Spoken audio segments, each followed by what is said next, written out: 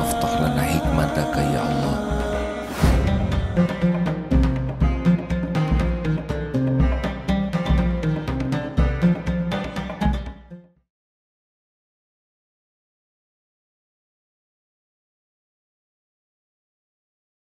Assalamualaikum warahmatullahi wabarakatuh. Alhamdulillahi rabbil alamin alladzi la ilaha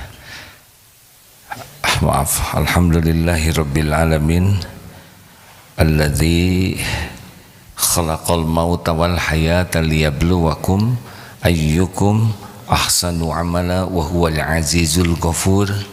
Allahumma salli ala sayyidina Muhammad wa ala alihi wa ashabihi ajma'in.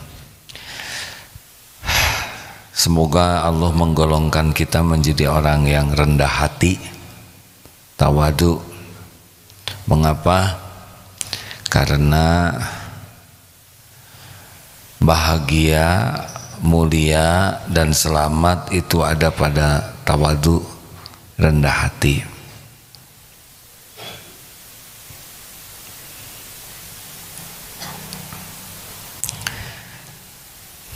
Tiap orang pasti ingin bahagia, tiap orang juga ingin mulia, dan tiap orang ingin selamat. Tidak jauh ya, bahagia, mulia, selamat. Nah, di antara salah satu kuncinya adalah tawadu, rendah hati. Rasulullah SAW bersabda, wa ma tawaddu'a ahadun lillah illa rafa'ahullah. Tiadalah orang yang rendah hati karena Allah kecuali Allah mengangkat derajatnya.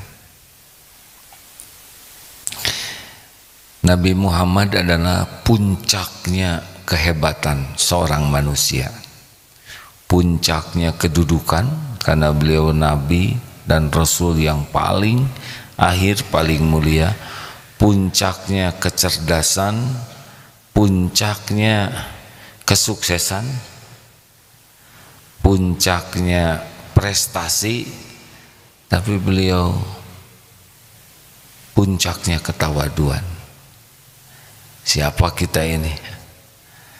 Sudah kurang berprestasi, kurang pintar, kurang segala-galanya, tapi sombong. Nauzubillahi min dzalik.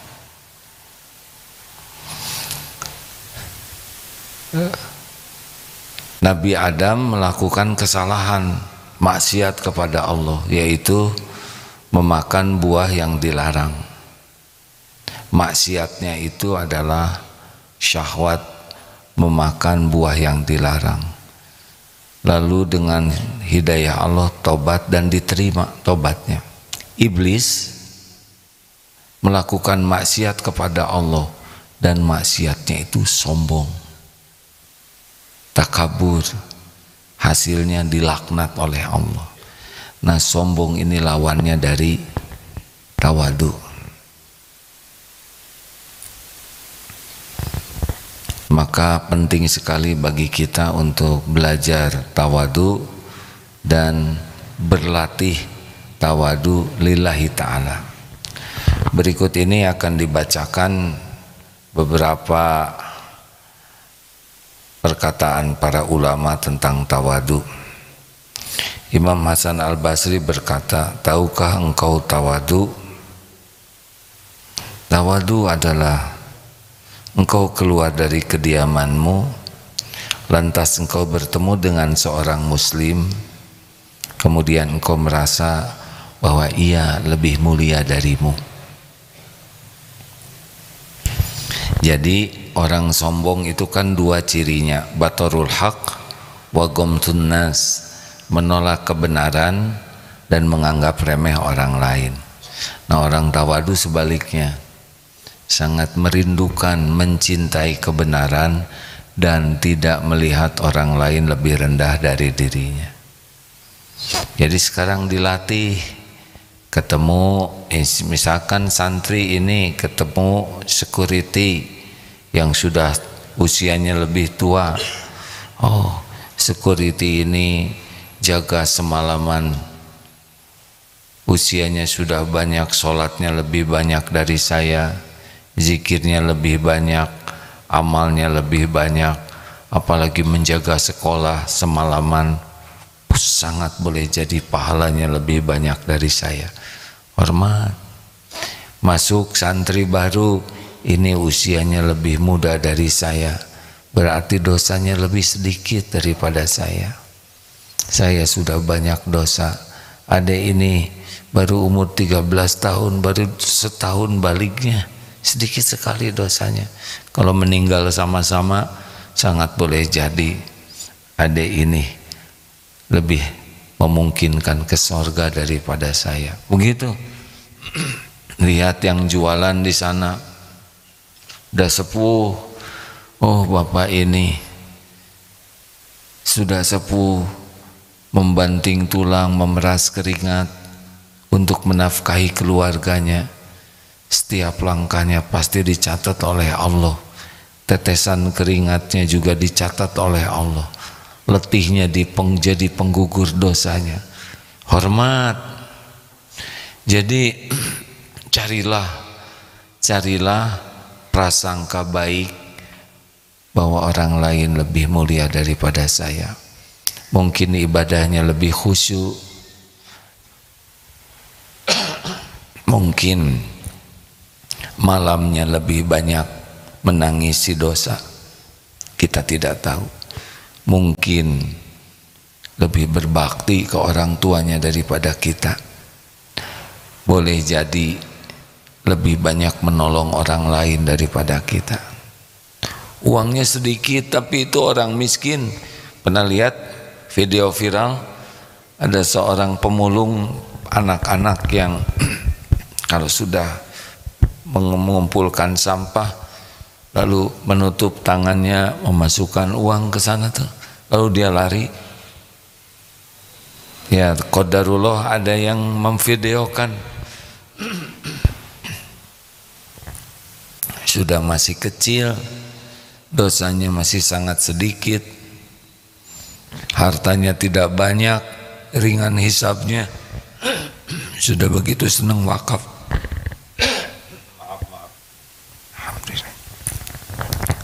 Ayolah hadirin sekalian, jangan suka berkata tidak baik tentang orang lain. Siapa tahu yang kita ejek, kita hina, kita rendahkan adalah orang yang dicintai Allah. Celaka nanti kita menghina, merendahkan orang yang dimuliakan Allah. Jangan biasakan melihat orang lain lebih rendah dari kita. Kalau orang suka merendahkan orang lain, biasanya raut mukanya kurang enak dilihat, tutur katanya cenderung menjelek-jelekan orang, tidak bagus. Di dalam surat Al-Hujurat ayat 11, 10, 11, 12, 13. A'udzubillahi minasyaitonirrajim. Innamal mu'minuna ikhwah. Innamal mu'minuna ikhwatun fa aslihu baina wa aslihu baina akhwaikum wattaqullaha la'alakum turhamun. Ayat ini menunjukkan kita ini bersaudara, orang beriman. Saudara semuanya. Damaikan orang yang berselisih di antaramu. Kalau ada yang kurang akur, kita bagian mendamaikan. Ya ayyuhalladzina amanu la yaskhar qaumun min qaumin asa ayyakunu khairan minhum. Hai orang-orang yang beriman, jangan suka mengejek, mengolok-ngolok satu kaum, karena boleh jadi kaum itu lebih baik. Khairan minhum, lebih baik daripada yang ngolok-ngoloknya. Wala nisa'um min nisa'in asa ayyakunna khairan minhun. Hei perempuan, jangan suka ngejek, mengolok-ngolok perempuan yang lain, karena boleh jadi yang diejek itu lebih baik daripada yang mengejeknya. Wala talmizu anfusakum, janganlah suka saling mencela. Benar tapi dicela, tidak bagus. dilarang dalam Al-Quran saling mencela. Wala tanabazu bil alqab, dan jangan panggil memanggil dengan gelaran-gelaran yang buruk. Tidak boleh kita memanggil seseorang dengan gelar-gelar yang tidak baik. Untuk apa? Yang ayat selanjutnya, ayat 12, ya ayyuhalladzina amanu ijtanibu katsiran minadh-dhann inna ba'da dhanni ism. Hai orang yang beriman, jauhi prasangka, karena sebagian dari prasangka itu dosa, yaitu suudzon. Sudahlah, kita kan tidak tahu orang lain, mau ngapain juga buruk sangka. Cari 1001 alasan berbaik sangka. Kenapa dia telat?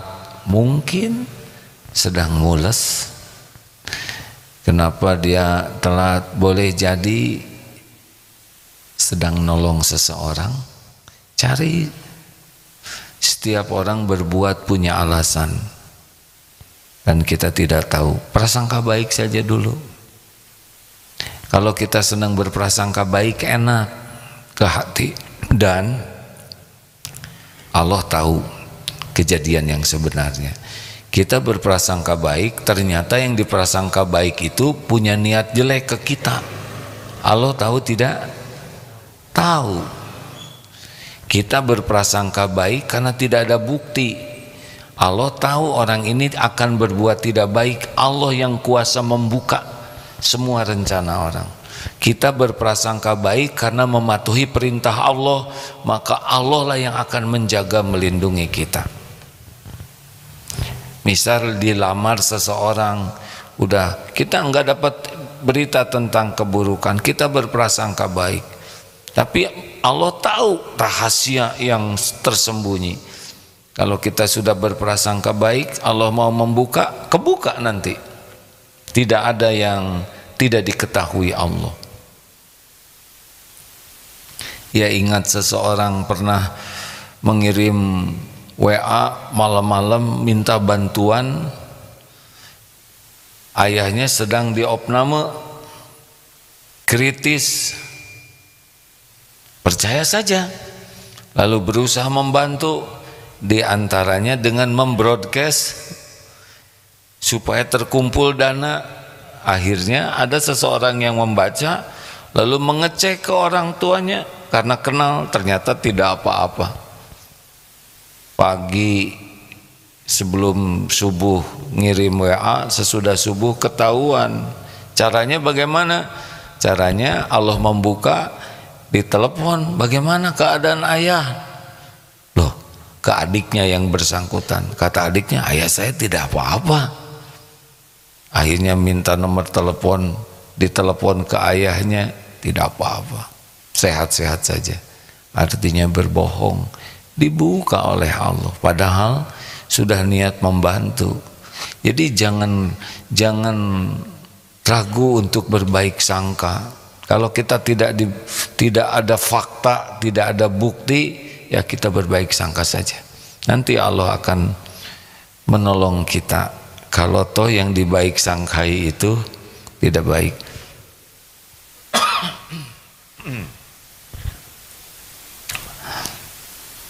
Selanjutnya, wala tajassasu, jangan ngorek-ngorek aib, jangan ingin tahu, jangan menyelidiki kalau bukan kewajibannya.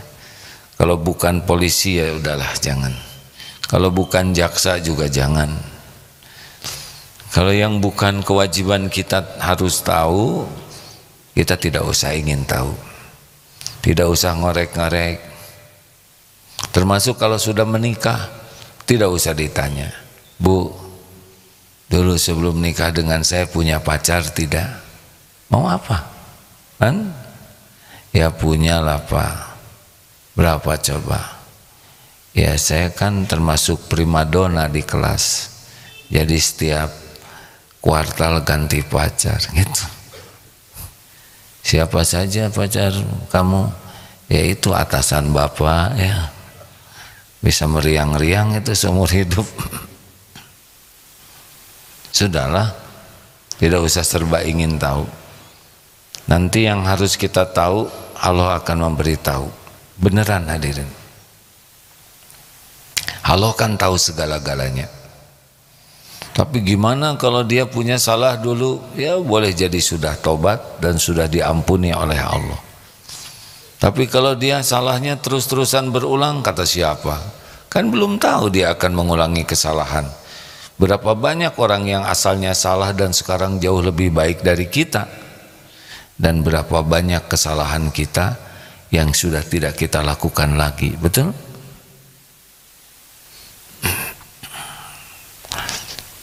Ini santri lagi nyatet ya? Atau lagi tidur? Ya harus berbaik sangka, sedang tafakur ya. Bagaimana kalau santri baik sangka padahal dia tidur? Ya mungkin sedang lelah akibat tahajud semalam suntuk. Boro-boro dia tidak tahajud, tuh akhirnya ketahuan ya kan. Jadi Allah akan ngasih tahu kalau kita niatnya mematuhi perintah Allah. Udah jangan serba ingin tahu. Yang selanjutnya wala yaktab ba'dukum ba'd. Jangan suka menggunjing. Gibah udah tidak usah tertarik segala dibahas, apalagi tentang kekurangan. Tapi benar kok dia kayak gitu, orangnya pelit, banyak omong. Kalau benar gibah, kalau tidak benar fitnah. Udah jangan suka gunjing ya, yang bicara dan yang dengar sama dosanya. Kita lanjutkan tentang tawadu tadi ya. Enak hadirin, berprasangka baik, berbicara baik, itu enak ya. Ke hati enak, ke wajah enak, nada enak. Beda dengan orang yang berburuk sangka, capek, letih, wajah juga jadi burem, perkataan tidak enak didengar. Mau apa? Mau apaan? Mau apa hidup seperti itu? Hormat saja. Itu ada orang ngejelek-jelekin di belakang. Shh, siapa tahu salah dengar. Benar. Ini bukan jamur. Ini asli loh saya dengar. Ya mungkin beliau bicara gitu sedang banyak masalah. Enggak, saya lihat enggak banyak masalah. Dia berbaring ngomongnya. Biasa, tukang kompor tidak mau kalah ya. Ya mungkin sudah berubah pikirannya. Belum berubah. Saya kan baru dengernya sedetik yang lalu. Biasa pakai bohong. Ya sudah, kalau perkataan beliau benar, mudah-mudahan saya jadi benar. Kalau perkataan beliau salah, mudah-mudahan diampuni Allah. Beres ya, daripada ribet. Tapi gimana kalau dia nanti ngejelek-jelekin orang-orang, jadi ngejelek-jelekin kita? Dengar ya, Tuhan kita itu Allah, bukan dia. Rezeki itu yang ngatur Allah, derajat kemuliaan itu yang ngatur Allah. Sampai jebeng, tahu jebeng? Gitu ya. Sampai jeding, sampai jebleh, orang menghina, tetap saja yang ngatur takdir itu Allah. Orang sebel ke kita, kalau Allah mau mengangkat derajat kita, tetap naik. Orang keki ke kita, kalau Allah mau ngasih sesuatu kepada kita, tetap aja ketemu. Siapa yang bisa menghalangi apa yang Allah tetapkan untuk kita? Tidak ada. Maka jangan busuk hati ke orang, husnuzon saja. Kecuali kalau Allah sudah membuka ya maafkan saja. Lanjut. Bagaimana kalau dia tidak menghormati kita? Ya sudah, nggak apa-apa. Dan memang kita nggak layak dihormati aslinya ya. Cuman karena Allah saja nutup-nutupi aib kita, jadi kita dihormati. Kita aja yang menghargai. Lanjut tentang tawadu. Imam Syafi'i berkata, yang paling tinggi kedudukannya adalah orang yang tidak pernah menampakkan kedudukannya. Orang yang paling mulia adalah yang tidak memamerkan kemuliaannya. Ini nih, coba biasanya kita gatel, ingin agar orang lain tahu siapa kita ini, yang bagus-bagusnya ya. Karena kalau ingin tahu semuanya kita pasti nyembunyikan. Repotnya ya, kalau kita suka ingin, kalau kita suka ingin dikagumi orang, kita akan terus mengeluarkan, ini nih titik-titik saya, wah saya sekolah di sini. Kadang-kadang perlu perkataan itu kalau memang ditanya dan diperlukan jawaban. Tapi kalau nggak ada yang nanya, nggak usah kita segala dipamerkan. Pengalaman dipamerkan, kekayaan dipamerkan, jabatan dipamerkan, gelar dipamerkan, kedudukan dipamerkan, relasi dipamerkan, pamerkan. Udah keluar belum barusan? Belum ya? Saya lihat saudara, tenang aja ya.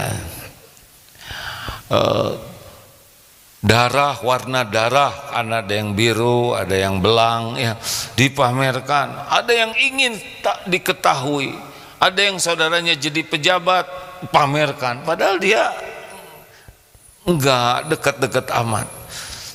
Kadang orang mau pamer, ini jauh dari keikhlasan, ketawaduan. Justru yang mulia asli itu adalah yang tidak pernah memamerkan kemuliaannya, tidak menyebut jasa-jasanya, kecuali kalau ditanya ya dijawab secukupnya. Saudara kuliah di sana? Oh iya, alhamdulillah. Oh benar, saudara sudah selesai sampai S3? Alhamdulillah. Ini profesor gelarnya? Ya demikianlah casingnya. Jawab, oh bapak itu presiden ya? Iya saya presiden taksi, misalkan begitu. Kalau ditanya jawab apa adanya. Juga jangan merendah acting. Oh saudara ini pimpinan pesantren? Oh bukan, saya ini pelayan. Aduh, merendah supaya dia mengangkat diri. Oh ini tawadu. Jangan biasa sajalah ya. Enak kan begitu? Tidak ribet hidupnya ya. Kalau tidak perlu ya sudah, tidak apa-apa. Masuk ke kantor, karyawan baru tidak tahu ini direkturnya, misalkan minggir di sana parkir. Saudara tahu siapa saya? Tamu kan? Saya direktur. Nggak usah gitulah Pak, banyak yang ngaku-ngaku direktur. Asli ini, nggak usah begitu. Misal, maaf ya, ada ibu-ibu sedang nyapu di depan rumah, terus datang sales, bibi, ibu masih ada nggak? Siapa ibu-ibu? Iya majikan. Kurang ajar, saya pemilik rumah. Iya bi, saya juga mengerti bibi ingin dianggap majikan. Ini majikan asli ada nggak? Demi Allah saya majikannya. Tuh kenapa kita dianggap pembantu sakit hati? Kalau penampilan kita, wajah ya begitu ya nggak ada masalah ya kan? Atau misalkan bapak apalah punya lagi nyender, lagi nunggu jemputan, agak nyender deket motor, terus datang, Pak anterin saya ke Eko Pesantren 2. Apa kamu mau cari penumpang kan? Saya itu, nah nggak usah marah disangka tukang ojek. Kenapa jadi jengkel ya kan? Tunggu lihat mobil saya yang jemput. Udahlah Pak, kami juga mengerti Bapak pengen punya mobil. Kalau nggak mau ngangkut saya, udah nggak apa-apa. Asli, nggak usah marah. Hadirin sekalian, kenapa kita harus jengkel ya? Dianggap ojek dan sebagainya biasa saja. Halo? Nah kalau tawadu mah nggak usah jengkel. Misal begini ya, ini sekarang ada yang hormat ke atasan. Waduh, kalau di depan atasan merunduk, jalannya sopan, itu belum termasuk tawadu. walaupun menurut iya Pak, oh iya ada yang bisa saya bantu Pak Gubernur, Pak Presiden. Tawadu itu lihat sikapnya kepada karyawannya. Kalau hanya hormatnya sama atasan, kemudian ke bawahannya ketus, bengis, masih jauh dari tawadu. Justru tawadu itu kepada yang dunianya lebih rendah dari dirinya. Dunia lah ya, bukan berarti kemudian. Misalkan secara di kantor yang di bawah tuh pekerjaan cleaning service, OB atau apa. Nah kalau hormat ke atasan begitu merunduk-runduk, aduh begini, tapi ke bawahannya petantang petenteng, nah ini jauh dari tawadu. Tawadu itu justru kepada yang paling bawah juga hormat. Dan lebih tawadu lagi kalau diperlakukan tidak baik. Pak, parkirnya sana ya. Oh ya, terima kasih ya. Lain kali kalau Bapak mau ke sini, nggak usah dikasih tahu parkirnya di sana, itu untuk direksi Pak, Bapak sebelah. Oh iya baik, maaf ya, tenang saja. Padahal itu direksinya. Maaf ya, ada yang sopan ya Pak ya. Oh iya siap. Kagok lah cerita ini supaya lebih dramatis. Masuk ke kantor, coba pecat yang itu sama ya, disebut pecat. Astagfirullahaladzim. Ya pernah ceritakan, jangan ini ya, ini astagfirullah, dulu ya ketika ya diuji dengan kedudukan popularitas, suatu saat datang diundang di wali kota, pakai helm naik motor. Kemana dek? Oh, mau diundang wali kota, motor parkir sana. Ada security-nya tuh waktu itu Hansip ya, sudah sepuh, motor di situ. Tapi saya diundang oleh wali kota, sama aja, diundang wali kota, wakil parkir motor di situ, langsung dibuka helm. Saya Abdullah Gimnastiar, Abdurrahman, motor di itu. Rupanya nggak nonton TV beliau mah, nggak tahu. GR, aduh nggak mempan itu dia apa-apain. Dan memang motor di situ, saya pengen masuk bawa motor. Nah karena ada takabur ya, ingin menunjukkan diri oleh Allah tuh dibuat saja Hansipnya teh yang tidak kenal dah, Abdullah, Abdurrahman di ditu. Saya nggak bisa apa-apa lagi Pak.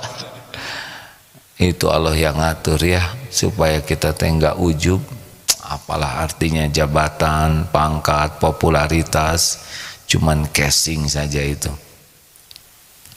Ayo latih, jangan suka ingin diperlakukan spesial.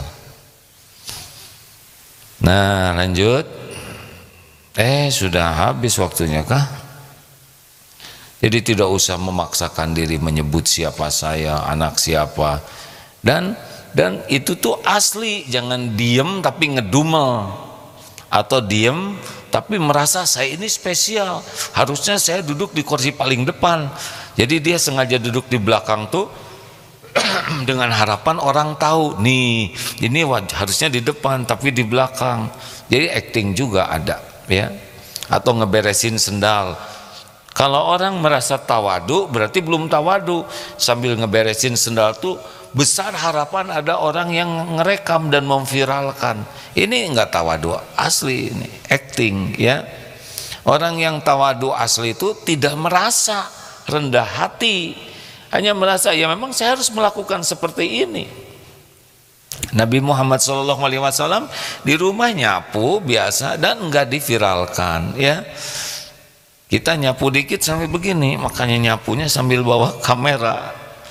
Kadang-kadang kita ingin diakui orang sedang nyuci mobil, sedang nyapu, terutama yang ini ya, yang merasa saya tuh nggak pantas lah nyuci. Kalau saya nyuci mobil tuh sesuatu biasa, pada nyuci ya cuci saja ya, bukan hal yang spesial. Tapi kalau merasa spesial dengan ngeberesin, dengan nyapu, dan ingin orang lain mengetahuinya, berarti belum tawadu asli. Orang yang tawadu asli melakukan apa-apa tanpa beban, tanpa ada keinginan orang lain melihat, menilai, karena dia merasa ya ini wajar saya lakukan ini. Nah mungkin orang menganggapnya tawadu, yaitu sih bukan urusan kita. Ini pelajaran ini memang lebih cocok kalau ke orang-orang yang biasa dihormati. Karena ada kalanya ingin kalau jalan itu diiring-iring, kalau dipotret ingin yang paling tengah, ya, kalau bisa paling dekat dengan kamera hidungnya, atau kalau duduk ingin paling depan, dipersilahkan. Kalau dipanggil pakai nama Al-Mukarram, wah pengen disebut gelarnya, nggak ada perlunya lah kita kayak gitu. Siapa kita ini, ya? Berapa banyak yang asalnya diperlukan, dibuka pintu, kemudian silakan, yang datang KPK habis, ya. Dan ingat ya, kalau kita dikawal-kawal, ya, itu polisinya sama loh, ya. Misalkan break, halo telah hadir ini, langsung datang polisi, dibukakan pintu, ya. Itu sama, penjahat juga yang ditangkap mobilnya sama tuh, break, dia sudah ditangkap, sama tuh. Mobil yang awalnya sama, polisinya sama, pintunya dibukanya hanya bedanya di borgol. Dan ada juga yang pakai sirine itu, mobil jenazah, ya, sama, nggak bisa masuk sendiri. Makanya nggak usahlah merasa terhormat kalau kita dikawal-kawal, biasa aja lah. Kalau orang menghormati kita, mengawal kita, ya udah nggak apa-apa, itu memang lagi episode begitu. Tapi jangan merasa terhormat, karena Allah tahu siapa kita yang sebenarnya. Apalagi kalau dijemput pakai mobil bagus misalkan, ya, biasa aja, itu kan mobil orang, ya kan, dan orang juga tahu itu kita nebeng. Biasanya kita merasa keren, mobil bagus gitu, biasa sajalah dengan dunia ini, ya. Terakhir,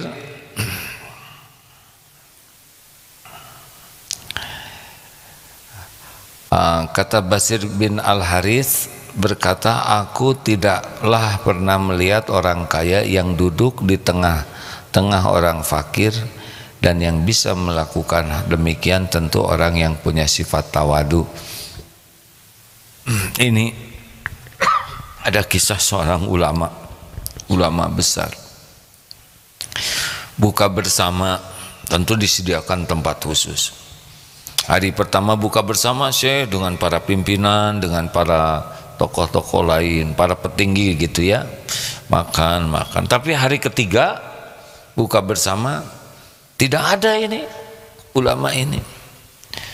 Kemana dicari? Ternyata ada di sana, sedang makan bersama, ya, dengan karyawan-karyawan atau dengan kaum duafa, dan bersatu biasa saja. Wah, langsung dijemput, Syekh, itu tempat sudah disediakan, makanan disediakan. Alhamdulillah, sudah 3 hari saya di sana, kan, izinkan saya di sini karena saya merasa lebih nyaman di sini, gitu. Tidak mengatakan saya tidak enak di sana. Beliau merasa sudahlah, kalau kumpul-kumpul terus dengan para petinggi, beliau merasa kurang nyaman. Tapi beliau tetap menghormati, sehingga 3 hari di sana, selebihnya izinkan saja, saya merasa lebih nyaman. Campur begitu, tidak harus dispesialkan. Nah, begitulah saya cerita ini, siapa tahu nanti di antara Bapak Ibu ada yang jadi Perdana Menteri, ya, menjadi tokoh, biasa saja. Kalaupun kita dihormati orang, ya, kalau takdirnya kita dihormati, ya nggak apa-apa. Tapi jangan merasa terhormat dan menuntut orang menghormati kita. Terima kasih. Ada pertanyaan atau pernyataan? Lagi tawadu nih semuanya, diam saja. Tawadu itu bukan amalan lahir. Intinya tawadu itu amalan hati. Lahir itu mengikuti. Kalau kita sibuk ingin kelihatan tawadu lahiriah kita, padahal hati kita tidak tawadu. Orang tawadu cirinya juga sangat senang diberikan masukan, input, bahkan koreksi yang paling pedas, terima saja, karena dia tahu bahwa yang menggerakkannya Allah. Tapi ini kritiknya pedas, nggak enak. Tapi benar, cuman caranya nggak enak. Berarti dua dong untungnya. Satu, jadi untung tahu nasihat yang benar. Yang kedua, untung dengan digugurkan dosa. Karena perkataan yang menyakitkan bisa menggugurkan dosa.